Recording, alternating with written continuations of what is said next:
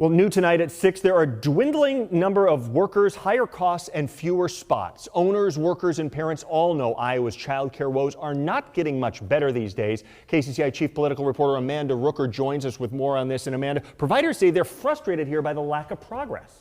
Yeah, Eric, they want more done. Now, in 2022, lawmakers changed staffing ratios and allowed for younger workers. But providers that I've talked to say a year later, those changes have not helped get more kids in the classroom or more workers in child care centers. And they're eager for long-term solutions as the challenges keep growing. As Iowa families struggle to find childcare, centers are also struggling to find workers. Somebody calls in sick, you don't necessarily have somebody to cover that spot for the day, and we have to abide by state law ratios. Alyssa George works at 2 for You Childcare in Ankeny, and as a working mom, she understands the other side. If you get the call that your daycare cannot open your child's classroom for the day, or if they have to close it for 2 days out of the week, you're left scrambling to find alternative care or miss work. There's not enough workers and not enough access. The United Way Community Report, released this week, found there are only 3 licensed childcare slots for every 5 children in Polk County.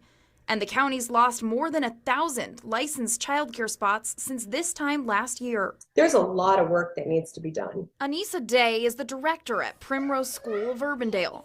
She says centers need help paying workers who can often find higher pay and less stress in other jobs. We need to build up this entire labor force and get people that are passionate about what they're doing, but also compensate them for that so they can have a living wage and still be able to come to work and not worry about all these things. One solution that could help, a federal grant that sends millions to Iowa each year. We are projected to have over $140 million of child care block grant funding that has to go to child care that will be unspent, that will be carryover funds. E.J. Wallace with Save the Children Action Network argues that could be one major step forward in making child care more accessible and affordable. We really do need to focus on the child care workforce as the professionals that they are and invest in them in a way that attracts them to that workforce and keeps them so that they can provide the quality, safe environment that our families need.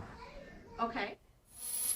Lots of big challenges to address, and in the midst of all of it, tomorrow is National Child Care Provider Day. There are events across the country tomorrow to celebrate child care providers and advocate for change. Eric?